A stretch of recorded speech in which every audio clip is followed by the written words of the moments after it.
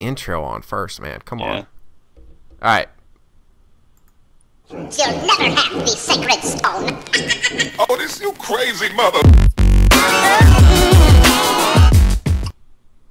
Gotta be honest. I gotta say, I think that's my favorite intro I've done so far. All right, what's up, y'all? I am UB. We are here with episode 3 of Hearthstoned. Unfortunately, Rise had a conflict. His schedule kind of made his ability to be here impossible, and he had so many notes. I was talking to him last night, original, I shit you not, for like an hour, and he's like, I got all the stuff I want to talk, and I'm like, Oh my god. maybe next really week. needed him here. But I know you have some stuff, so say hello real quick, original. Hey guys, I'm Original. Probably know me for my 20 rogue. Yeah, I play Hearthstone. But Talk about Hearthstone. We're going to get to know you through Hearthstone. And I know we were talking over the past week, and one thing you were kind of excited about was a mid-range hunter. And you know how I feel about hunters. And when I think hunter, I feel, what strategy? Let's just go for the face. So I'm really curious to hear what you have to say about this kind of new iteration of hunters. Okay, so... Well, I'm actually playing it right now. I really like it a lot. It's, So, like, it's like... Oh my gosh, how do I say this? It's, like, really weird, since you always play Hunter and you always go face, but now it's like... I'm not gonna hit face, I'm gonna trade, and I'm gonna control the board. It's like a control, almost. Wait, But that's kind of breaking my brain a little bit. yeah, it's... You have to actually play it to believe it. It's really good, too. Well, what are some of the foundations of the deck, then? Because, again, when I think Hunter, I think, oh, you got the Leper Gnome, you have the 3-1 charge, it's turn 2, it doesn't matter, just make sure you use the hero power, get your hero power in every Yeah. chance you can get. Right.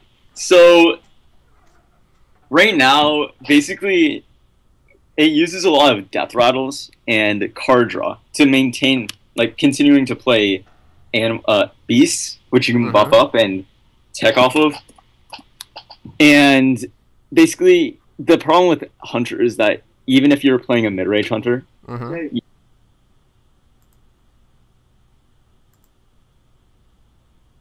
so even if you... You're breaking up there, buddy. DCing, give me a sec. All right, well, he DCs... Hello? Yeah, you're good. Okay, sorry about that. That's okay. Okay, so I can get the card list right now. So while he's doing that, for those of you guys that don't know, the previous meta for Hunter was basically just go face. It didn't matter what minions were on the board. You kind of just ignored them. And the strategy involved was pretty minimal. And just a couple taunts could kind of throw your entire game off. And that's why I just... Even when we used to do Gumps, which we'll introduce that concept in a couple weeks, I just wouldn't do Hunter. It's like playing Feral at 39s now. Just out of principle, you don't do these things. Or 29, or 20, yes. or 19, or endgame. Or just Ferals, period. Yeah. So, it's like, it uses a lot of tech cards and death rattles and card draw. So, for example, double web spinner.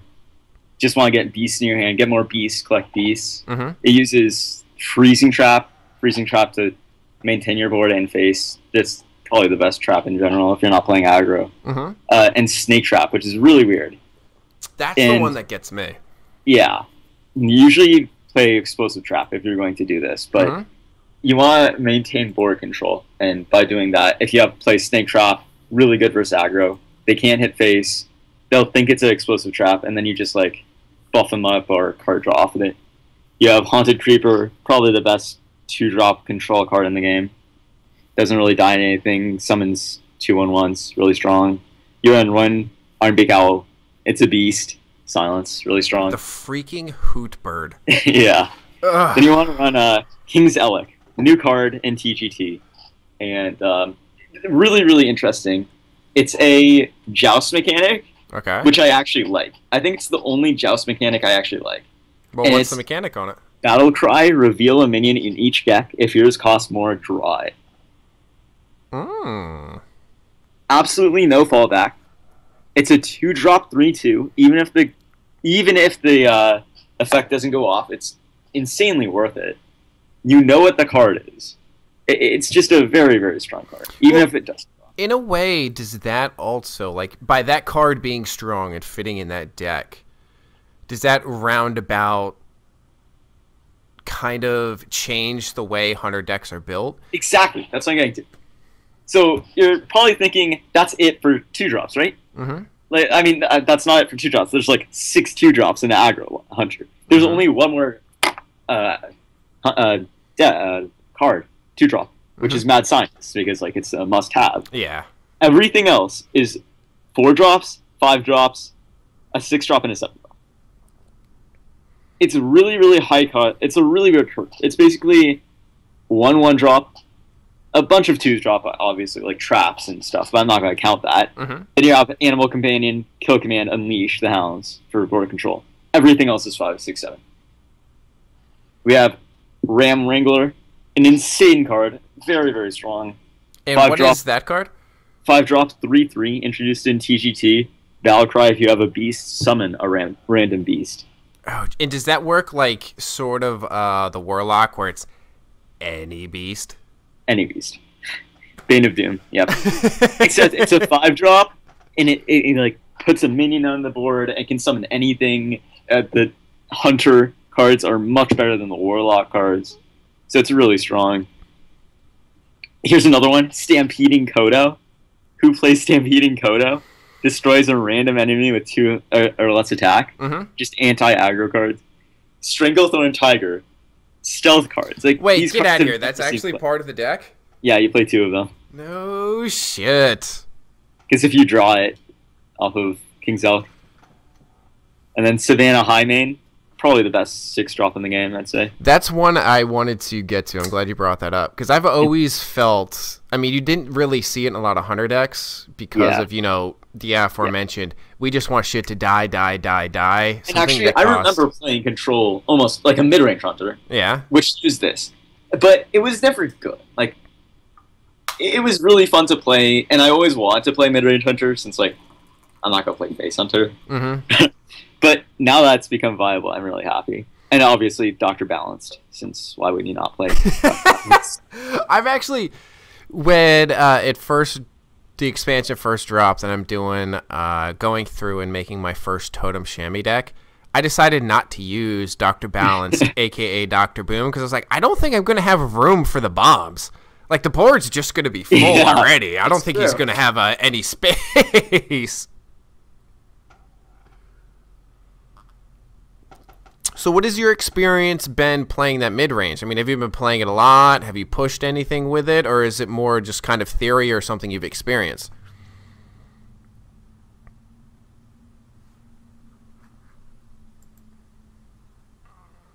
You there, Original? Oh my gosh. My internet connection is really bad. I'm sorry. It's all, Mick. It's all good. Did you hear what I said? Yeah, I didn't hear you, sorry. I don't know what's going on. What I was asking was... Is this something you've been playing a lot, or is it something you've more experienced and you want to try out? Okay. I've been playing a lot. Well, I've been playing a little bit, but I haven't had a lot of success with it. But I think it's just because I'm not playing it well. Like, I know it's a very strong deck. I feel like the only reason I'm losing is to either misplaying the deck completely, like the hardest part is knowing when to play cards. Since that just comes with playing the deck and knowing what's in your deck. But I think it's just more about playing it, but it's pretty good. Yeah. Well, it's nice that there's actually a Hunter deck that's successful and has a little bit of strategy to it, as opposed to just go for the D, man. Just slap it against the cheek. You'll be fine. It doesn't matter what you're going against. So, Other than, like, let's say mid-range, are there any other decks or any other, like, let's say cards specifically you've noticed that are worth mentioning? Just in general or just for Hunter? No, just in general. Bash, hold on. Gotta give me some more preparation for that, but... No, there's so many new cards that There's have come so out. many new cards, yeah. Rise... Okay, I'd say new ramp druid. Really, Okay. really interesting. We have cards like astral communication and stuff like that, right? Like, okay, so what is astral communication? Because everyone might not know what that is. It's sort of a joke card. I'm not actually going to talk about that, but Okay. I am going to talk about that Darnassus and Aspirant. It's a 2/2/3, 2-mana 2/3. Mm-hmm. Really strong card, just in its stats alone. But when you summon it, it will give you a mana crystal. So it's basically like an innervate. But it's really weird because, like, you'd say that's unbelievably broken. Why isn't that being nerfed? But its death rattle is destroy the mana crystal that summon.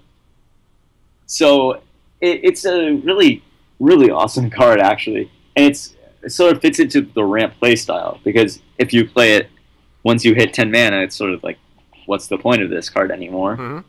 But if you play it in turn 2, you've just got an insane advantage. Your opponent can kill it. It's basically just the best zombie challenge game.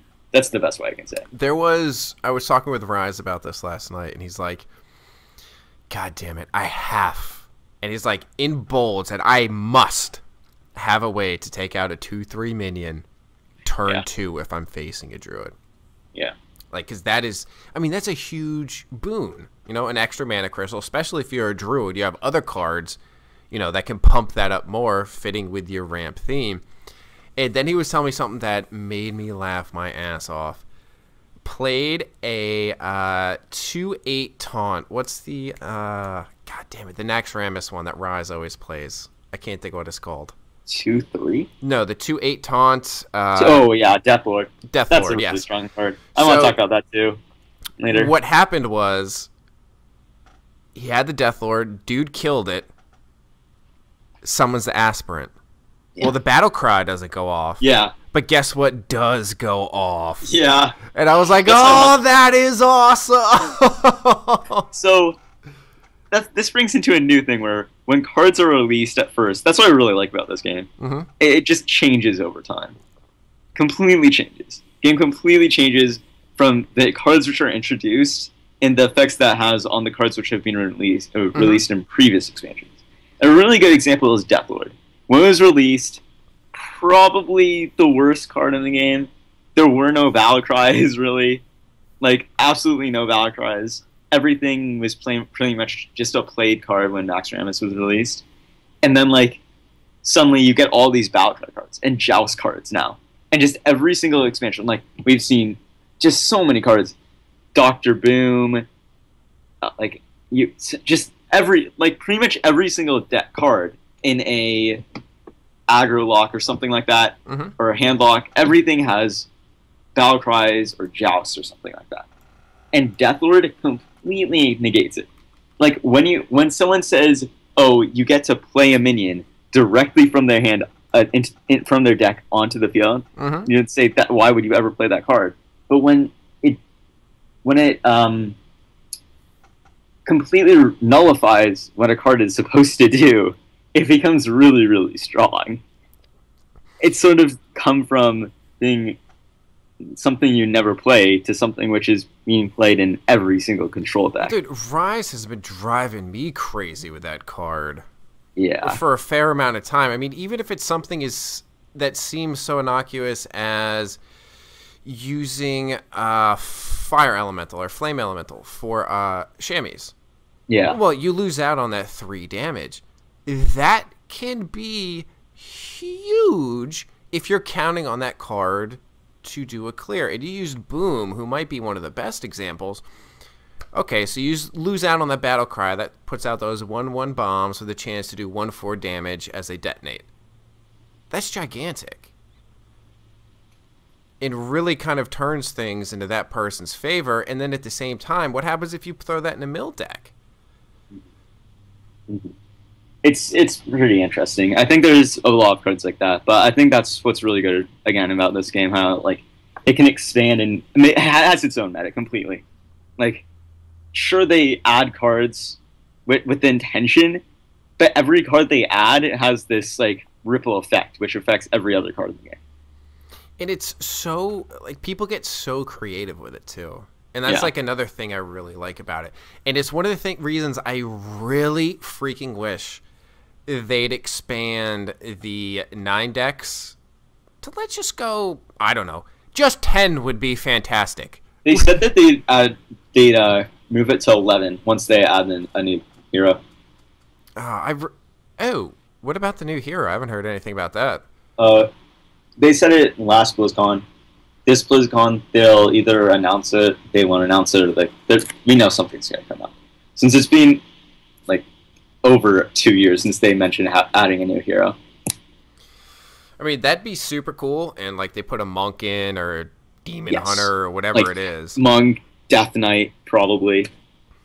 But stuff like that. I just take an extra deck slot, because it's so hard, especially when we do like our custom games. Yeah. I mean, it gets really tough. I mean, 9 decks, that's not a lot. Yeah. I mean, I don't even understand why there's a limit to it in the first place. You know? I mean, I'm sure there's a reason. They already have a scrolling button. Like, you know they're going to add more cards, more decks. They literally have a scrolling button. It's like, just do it, Blizzard. You give us... Yeah. They give us more options for characters on a server in Warcraft than we do for total decks in possibly their most profitable game. Yeah. Probably, actually. No, seriously. I'm pretty sure it definitely is. It definitely is. I mean, think about how much money have you spent on decks. I'm pretty sure I've spent more money on decks in the past year than, including server transfers and the $50 goddamn dollars I spent so Marb could put a Shadowfang on a warlock or a mage, and that's why he's banned from any other competition winning. Like, that included, I'm pretty sure. Yeah, let's not get into that. I shouldn't have brought it up. But Hearthstone. If you can't tell, it's a slightly touchy subject. Yeah. So, what have you seen else? Like, are there any other decks that have really stuck out, and you're like, oh shit, like these look fun, or just like creative uses? Actually, let me ask you this. The Inspire mechanic. Have you seen some creative uses of that and how it's played into the meta or different decks? Unfortunately, the best way I've seen it being used is with Deathlord to completely counter it. I don't like Joust, and because it's so unreliable. What about the Inspire specifically? I used to play Inspire. Yeah. Oh, like Inspire. Yeah. Oh my god, I thought you meant Joust. I'm going to talk about Inspire first, though. Sorry. Right. But, for example, my Control Warrior completely has like 10 to 15... more than half the deck is like 9 mana cards, and I've always lost the Joust. I don't like Joust cards.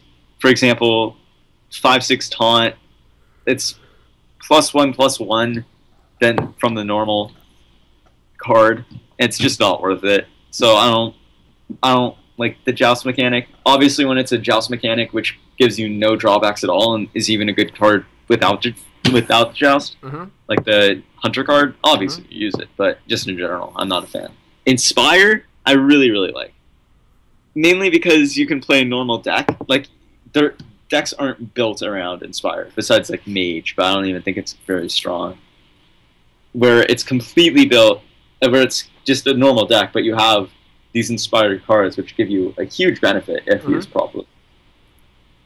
Which is what about like Chamois, like Totem Shaman? Isn't that kind of another one that's really based around the Inspire mechanic? Yeah, I wouldn't even say that, just because Shaman was always you use your totems, so. I guess so. But I think that's mainly because they're sort of forced to do that. They didn't really have a choice, since they were always dependent on totems, and especially with the cards being added, which just make it, or which are insanely strong for totems. Yes, I don't think you really have a choice not to.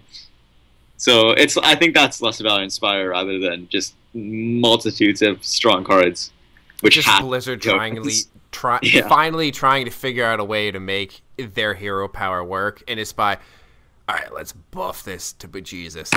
Yeah. Now totems will be nice. Yeah. But there's some pretty cool decks I've seen. Like Face Rogue is a new thing since of the new cards which came out. All right, you got to tell me about this. I haven't seen it yet. Okay. The mana curve is basically 0/1 cost.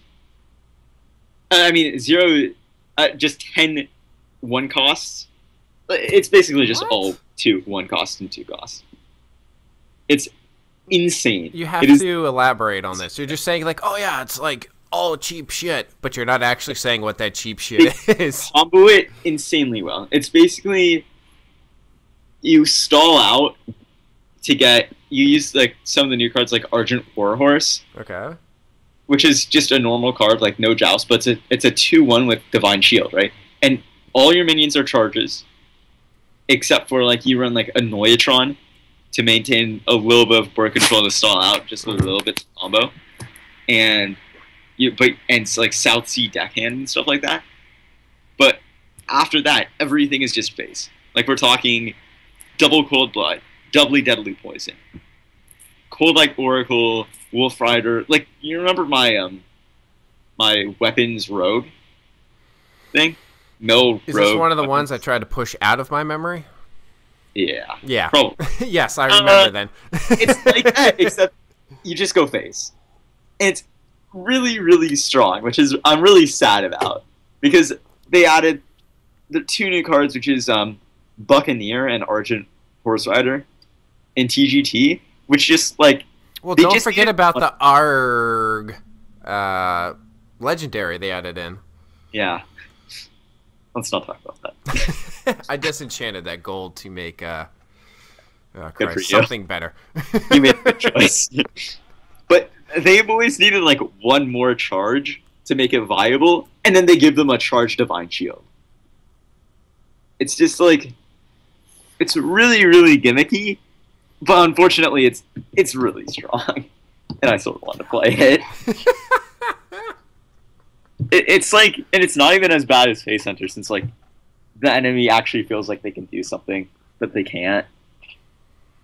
You know, and it always feels better to like lose to a rogue with combos with like SI7. Honestly, the combos drive me nuts, but you are right. I'd rather lose to the fact that at least I feel there's some sort of foresight and strategy put into what they're playing, other than the just hero power, whatever else fits. Hero power, what else fits. I mean, that shit will... That's the worst part. Like, that's why I think Face Hunter was so bad. It wasn't the fact that it was insanely strong, which it was. It was the fact that even if you, like... It took no thought at all. It was mindless. It was just mindless everything. Which was not that And especially, great. like, you could tell, like, in the first hand, like, the first 2 turns... You just know exactly what's happening, and you either bend over and take it, or try and figure out a contingency. And if you don't have the right deck, well, yeah, I hope you got the Vaseline out, because it's And going to they be a always rough have. ride. They always have the perfect hand. They always get the charge. It just doesn't matter what you do. Well, what about then now with that new mid-range hunter? Like, how I love it. significant is that mulligan? Oh. The mulligan is actually really important. Because there's one thing I've noticed, like just from us doing the gumps and so forth, Rise and I did probably 2+ hours of gumps on Saturday. And I noticed as the Grand Tournament cards are brought in, that mulligan, for whatever reason, is so much more important. Yeah. Like, prior to that, I mean, you could, like, when we did our gumps, I guess I should explain what gumps are. Gumps are a blind draw. So it's like, say, Original and myself are playing, we'll have Rise say, Original, you're playing a Rogue. You're playing a Chamois. And then we go in, we start a new deck, and then we just hit done and let it autofill. We put our hand over the deck as it goes. Yeah. So we're actually literally trying to play the deck as blind as possible.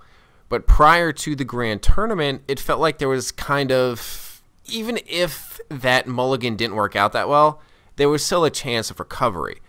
But since then, I mean, Jesus, Rise was getting some mulligans, and I had no chance. And by no chance, I mean by turn 3, I actually hit concede. And you know how I never hit concede. Like, I was like, there's just nothing to do. Like, you can see the writing on the wall. Banksy had spray painted in, sorry, Yubi, you're fucked. And I'm like, yeah, you're right. I think that's less of a problem with TGT and more of a problem with, because of, there's always been like new legendaries which come out and are really strong. You want to play those better cards, those more. But when we're doing the gum thing, I mean, there's no way to... Yeah. Well, that's an example. But just like, it does matter more. It definitely does. And I don't like it, but I understand why it happens. Which is because there's just so many new cards which are high mana cost or require you to combo it because of basically having the Inspire effect, and you need to play it two mana later. And because of that, that's why I thought that aggro is strong. And I think aggro still is strong. Face Hunter got nerfed, basically, which is why it's not strong. But that's what we're seeing these new decks like Face Rogue, which is actually really, really, really strong. I can't believe there's a new face. I wish we never did this podcast. And aggro Pally. Which is, yeah. So, yeah, it's bad, but I feel better knowing, like, it's not, I know why it's bad. It's not like Face Hunter where it's like, I can't do anything about this. It's more of a, it's my fault for running this. Maybe I should have played, like, this card instead. Well, see, that I like, where it's the sort of thing where it's like, oh, shit, all right, I was against this deck. I should have done this there and not, played card X. Yeah, but I think it's less that and more like it's an actual, like, deck mistake and not, like, you mistake.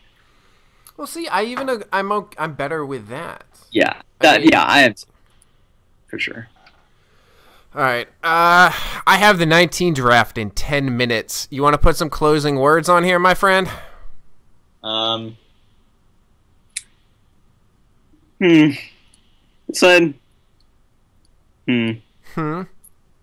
should play some games next time. And Rise just got here.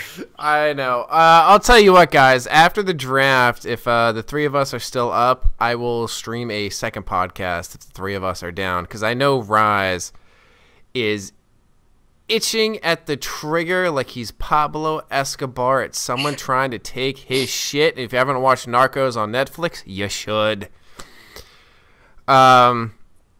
So, Original, thank you for jumping here with me. Throw out your Twitter.